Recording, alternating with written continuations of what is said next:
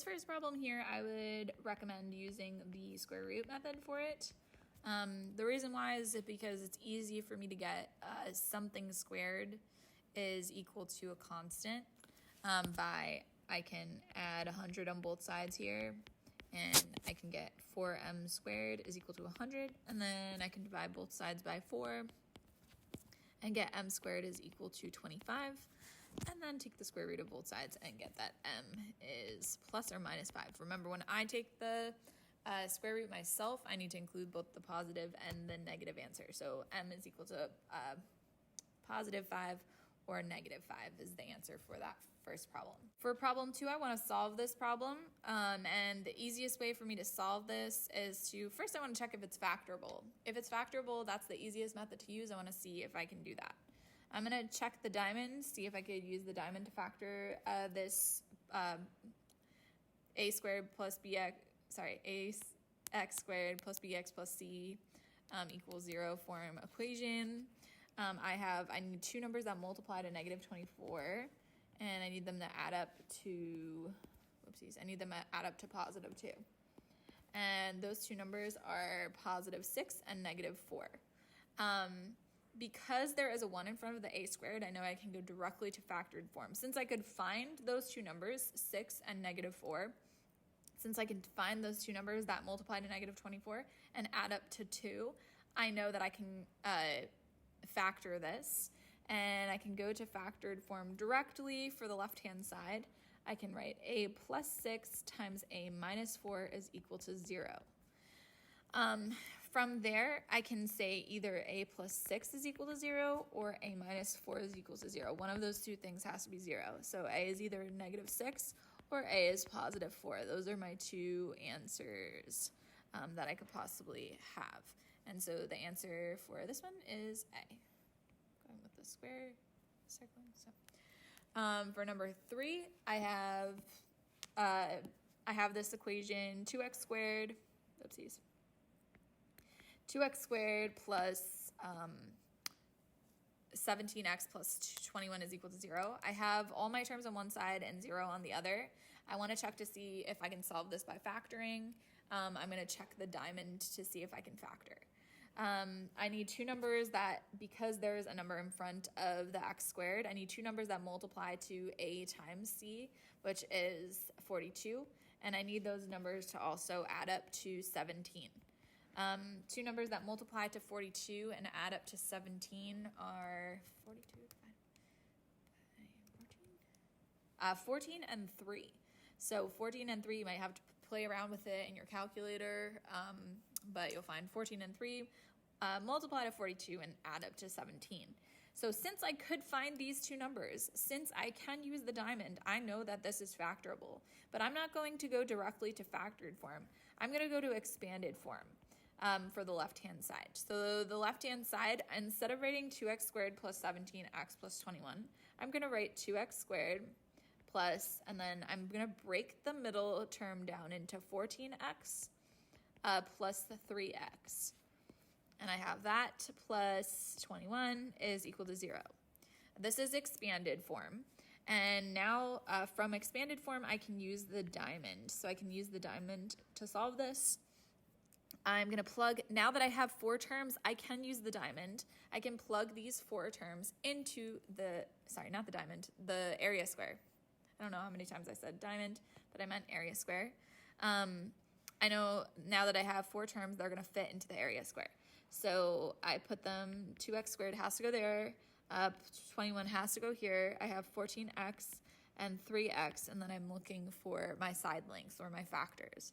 I have 2x here, has to go there because if I put it on the left, I can't think of a whole number that I can multiply 2x by to get 3x. I have 2x times x gives me 2x squared. 2x times 7 gives me 14x, and x times 3 gives me 3x. 3 times 7 is 21, so I did this right. So I have that the left-hand side breaks down into 2x plus 3 times x plus 7, and that is equal to 0. So I just changed this left-hand side to be, instead of that, I changed it to be this. Now I have to solve this. It asked me to solve. It didn't ask me to just factor. So I have to say either 2x plus 3 is equal to 0 or x plus 7 is equal to 0. One of those two things. That means 2x is equal to negative 3 or x is equal to negative 3 halves. For this equation, I get x is equal to negative 7. So negative 3 halves, negative 7, this is my answer for number 3. Another problem that you guys struggled with was number 7. So for number 7, I want to solve this quadratic equation. I want to see if I can factor it, see if it's factorable. First, I checked GCF, which I didn't do for the last two examples. Sorry, I just knew that there wasn't one. There is no GCF. 4x squared, 16x, and 15 don't have anything in common. So I move on to see if the diamond works, because this is ax squared plus bx plus c form on the left-hand side. And I have 0 on one side, so I can factor the left-hand side and factor to solve. I need two numbers that multiply to, I have 4 and 15. 4 times 15 gives me 60, so I need the two numbers to multiply to 60. That's a times c. And I need them to add up to 16. Two numbers that multiply to 60 and add up to 16 are 10 and 6. Since I can find those two numbers, I know that the left-hand side is factorable. I can go from the diamond to not factored form. I can go to expanded form because there is a 4 in front of the x squared. I cannot go directly to factored form. I cannot write x plus 10 times x plus 6. I can't do that. So I am going to write, instead, I'm going to go to expanded form for the left-hand side. That would make the left-hand side 4x squared plus, this is 10x plus 6x. 10x plus 6x plus 15 is equal to 0. So I just changed that middle term, that plus 16x, to be plus 10x plus 6x. I knew the numbers that I found in the diamond were going to tell me how I could break down that middle term. Now that I have 4 terms on the left-hand side of this equation, I can use the area square. The area square has 4 spaces for 4 terms. I can put these areas in and then find the side lengths. The side lengths are my factors. I have to put the 4x squared here. I have to put the 15 here. I have 10x here and 6x here. I'm looking for two numbers that multiply together to get 4x squared. I could try 4x, but if I put 4x and, so 4x and x, if I put 4x here, it doesn't work because I can't think of a whole number that gets me 10x. If I put 4x here, I can't think of a whole number that I can multiply 4x by to get 6x. So it is going to have to be 2x and 2x. 2x times 2x gives me 4x squared. 2x times 5 gives me 10x squared. 2x times 3 gives me 6x. Oh my god, why did I say 2x times 5 gives me 10x, not 10x squared. 2x times 3 gives me 6x. And then I now can change the left-hand side to be 2x plus 3 times 2x plus 5. And I know that is equal to 0. So I just changed the left-hand side to be, instead of 4x squared plus 10x plus 6x plus 15, I changed it to this, factored form. Then I know that either this or this is equal to 0. So 2x plus 3 is equal to 0, or 2x plus 5 is equal to 0. One of those two things has to be 0 for the product of them to be 0. I know 2x is equal to negative 3, or x is equal to negative 3 halves. And then from this equation, 2x is equal to negative 5, or x is equal to negative 5 halves. Eek. So these are my two options for answers, and that is option A. Moving on to 9. What is another word for zeros? Another word for zeros are roots, not y-intercepts, not vertex, not axis of symmetry. For number 11, I want to, the easiest way to solve this is using the square root method.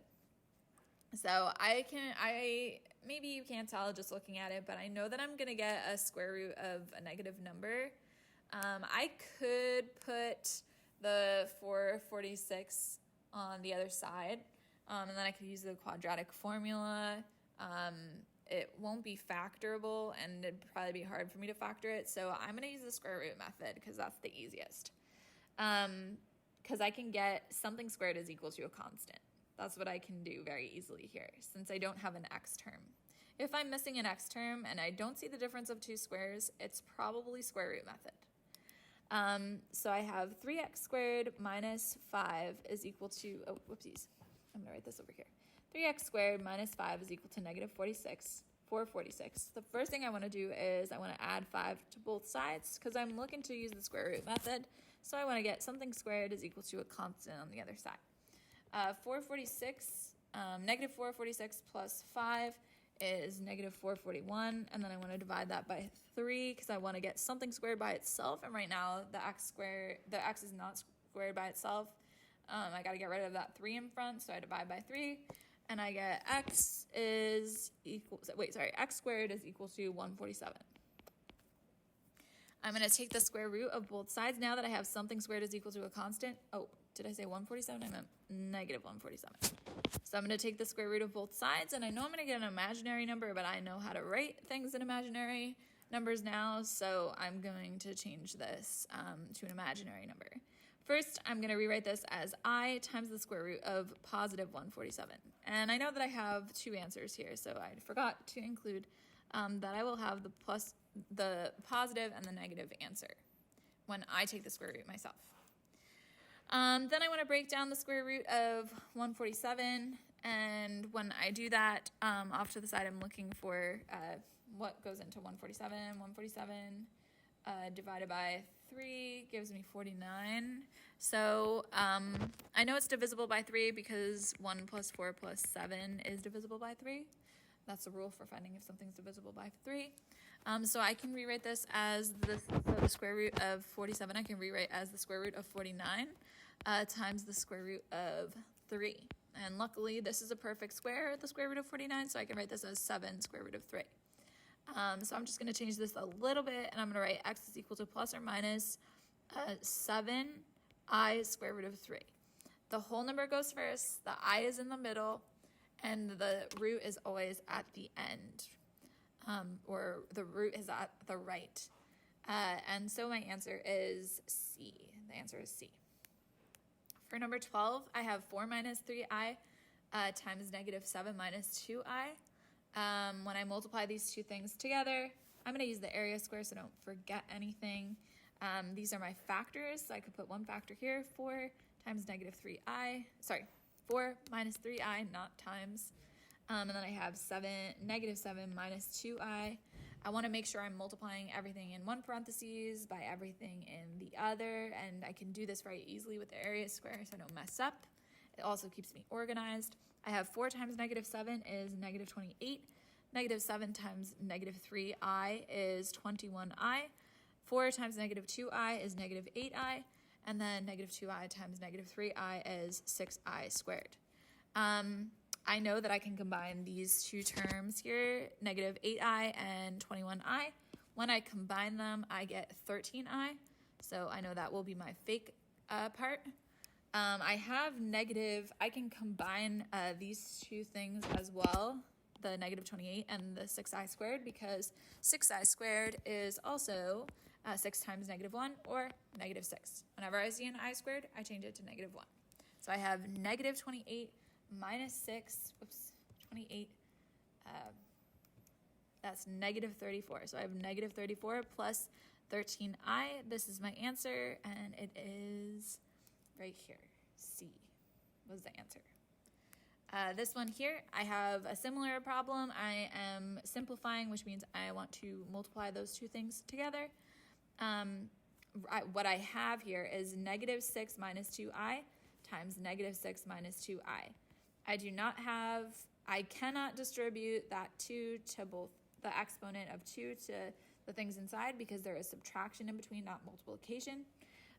So this is what I'm actually doing here. I'm going to do the area square again, negative 6 minus 2i, negative 6 minus 2i. I have negative 6 times negative 6 is 36. Negative 6 times negative 2i is 12i. Negative 6 times negative 2i is 12i.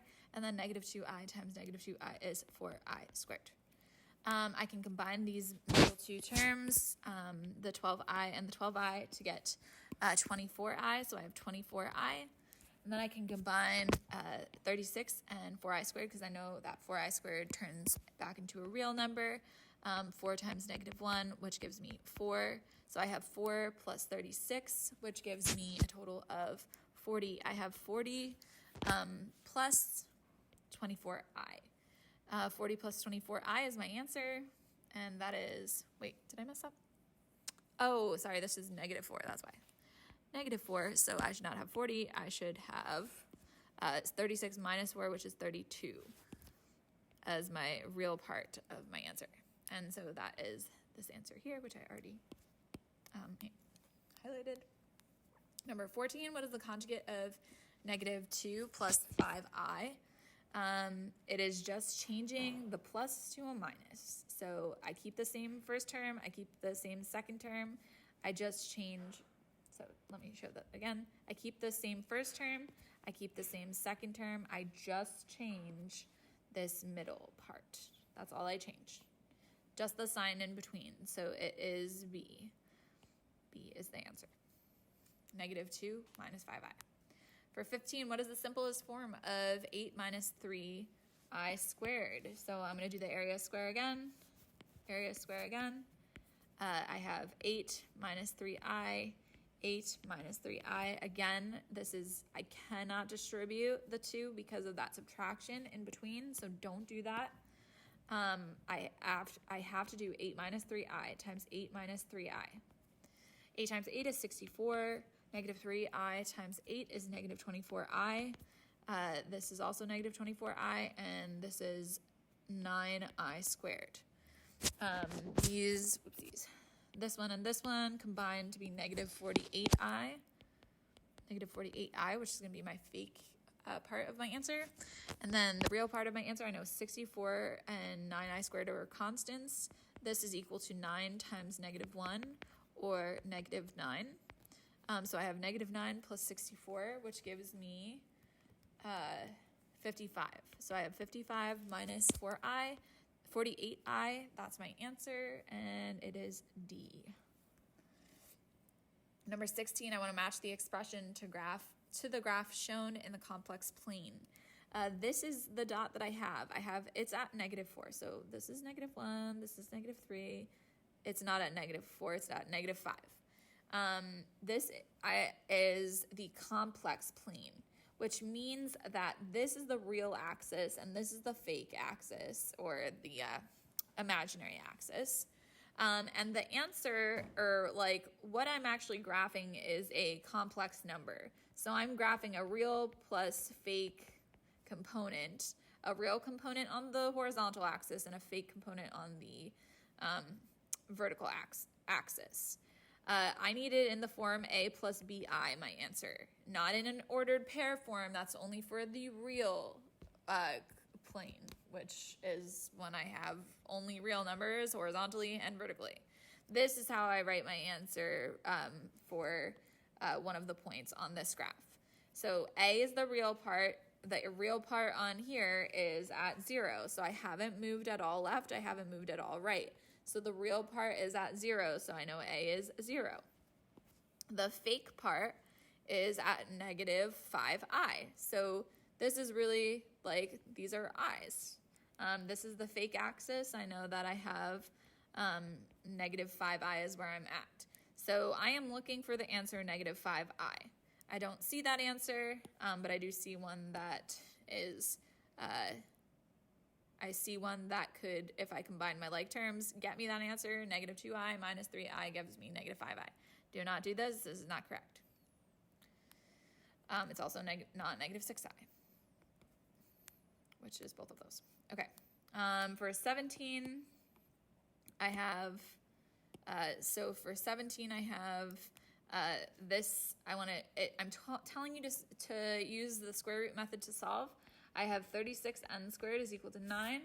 I'm going to divide both sides by 36 to start. To get rid of the 36, I need something squared equal to a constant. Right now, that's not what I have on the left-hand side. I need the variable by itself squared, or an expression in parentheses squared. I got to get rid of that 36, so I get n squared is equal to, I have 9 over 36. And then I'm going to take the square root of both sides. When I take the square root, I need to make sure I include positive and negative.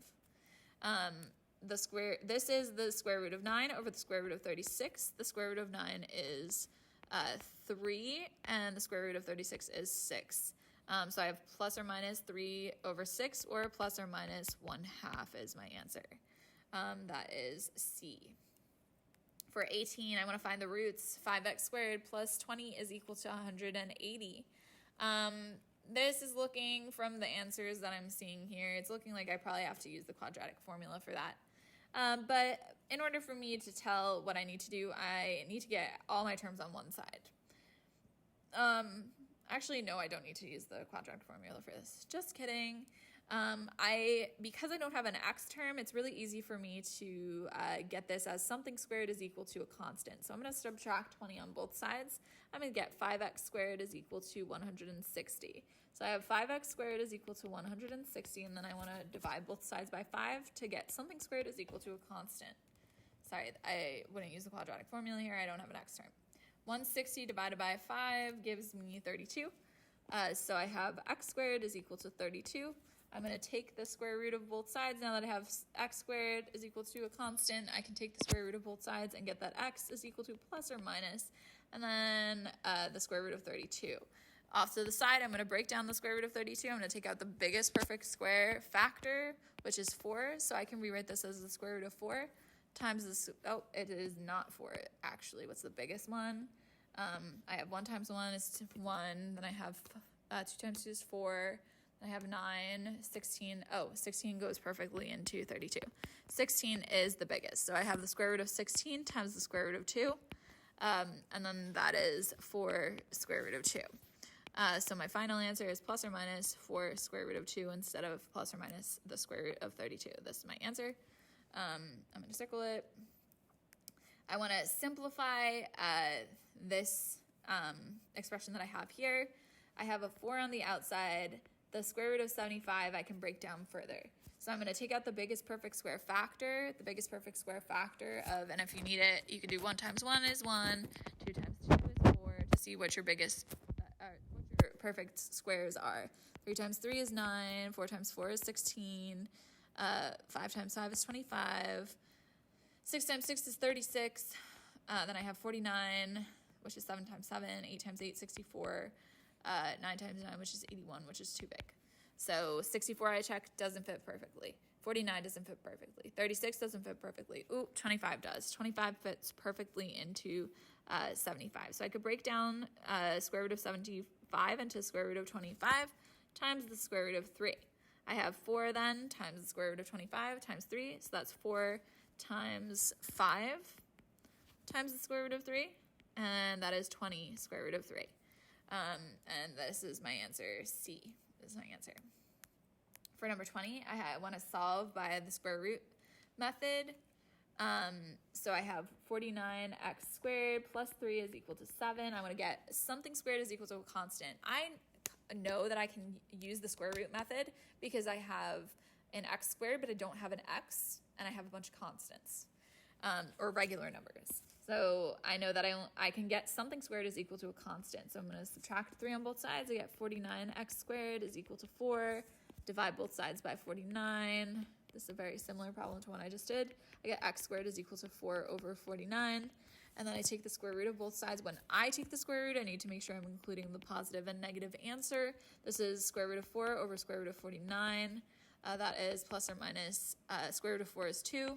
Square root of 49 is 7. So plus or minus 2 over 7, which is A in this case. What is the formula? What's the formula? This is the quadratic formula. That's it. I don't think that was a problem you guys got wrong, so I don't know why I did it. Solve by the quadratic formula. So you have to actually plug these values in. This was an answer that wasn't correct on here. It should have had an I. So you're identifying what's your A. So this is my A. This is my B. What's my B? And this is my C. And then I'm plugging them into the quadratic formula, which is x is equal to negative b plus or minus the square root of b squared minus 4ac all over 2a. I'm plugging in, I'm just going to put parentheses everywhere I need to plug something in. And that's going to, I like to color code, so I'm going to do that. I'm going to put, everywhere I see an A, I'm going to put 9. So I'm going to put 9 here and here. Everywhere I see a B, I'm going to put negative 11. And then everywhere I see a C, which is just one place, I'm going to put a 7. And then I'm going to do this. So I have negative 11 is positive 11 plus or minus the square root of 11 squared is 121 minus, and then I have 4 times 9 times 7, which is 252 all over 18. 121 minus 252 is equal to 121 minus 252 is equal to negative 131. So I have 11 plus or minus the square root of negative 131 all over 18. 131 is not gonna, it doesn't have a perfect square factor, so I could just rewrite this as 11 plus or minus I square root of 131, because the square root of negative 131 breaks down into, into the square root of negative 1, which is I, times the square root of positive 131. That's I square root of 131, in case you forgot this. And then that's over 18. I look for if there's anything I can simplify, and there isn't, so this is my answer. That's my answer, is B, but it didn't have the I. It was supposed to have the I. The correct option wasn't there. Okay. And then for number 23, it's, again, the first thing that I have to do is get everything on one side before I can use the quadratic formula. So I'm going to have to subtract 12 and 7j squared on both sides. So subtract 12 and 7j squared on both sides. And I'm going to end up with, on the left, I'm going to have 11j squared plus 9j plus 4 is equal to 0. And then I'm going to plug in to my formula. A is 11, B is 9, and C is 4. And then I'm going to end up with this answer here, A, when I do that. 24, it's similar, but it already has it into, you cannot find two numbers that multiply to 10 and add up to negative 5. So you can't do that. Since you can't do that, you know that you have to use the quadratic formula. Even though this is ax squared plus bx plus c form, it is not factorable. So, and the answer is, I forgot. I believe this is the answer here. And then for 25, I will actually do this one. So I have negative 2x squared plus 4x is equal to 9. I want to get everything, before I can use the quadratic formula, I need 0 on one side. So I'm going to subtract 9 on both sides, and I'm going to end up with negative 2x squared plus 4x minus 9 is equal to 0. And then I am going to plug in the numbers. So I'm going to identify A is negative 2, B is 4, and C is negative 9. And then I'm going to plug them into x is equal to negative b plus or minus the square root of b squared minus 4ac all over 2a. Whoops. And I have x is equal to, x is equal to negative plus or minus squared minus 4 times a times c all over 2 times a. Everywhere I see an a, I'm going to plug in negative 2. Everywhere I see a b, I'm going to plug in 4. And the one place I see a c, I'm going to plug in negative 9. And I'll end up with x is equal to negative 4 plus or minus the square root of 16 minus, that is 4 times negative 2, 4 times negative 2, which is negative 8, times negative 9, which is 72. So 16 minus 72 inside, all over negative 4. And then the last thing that I do is find what's inside of, well, it's not the last thing, I don't think, but 16 minus 72 is negative 56 inside. So I have negative 4 plus or minus the square root of negative 56 all over negative 4. And then I look off to the side, negative 56, I can rewrite as I square root of 56, because I can take out a square root of negative 1, make it square root of negative 1 times square root of positive 56. This is I. These two things multiply together. I can just omit the multiplication sign, and this is what I get. And then I want to look if 56 breaks down into anything. So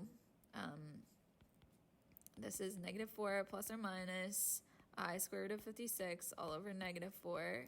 And then the square root of 56, does it have a biggest perfect square factor? 56 divided by 4? Yeah, 56 divided by 4. 4 goes into 56. So I could break this down into the square root of 4 times the square root of 14. And I get to 2 square root of 14. So I write this as negative 4 plus or minus 2I square root of 14 all over negative 4. And then I notice that all of these terms have something in common. And that thing that they have in common is a 2. So I can divide this by 2, this by 2, and this by 2. And I can end up with negative 2 plus or minus I square root of 14 all over negative 2. This is my final answer. And where was that on here? Oh. I can also rewrite it. Sorry, I can also, or I can just divide by negative 2. So I'll end up with positive and positive here. So I have 2 plus or minus I square root of 14 all over 2. And that is my answer. So 2 plus I square root of 14 over 2. This is my answer, A.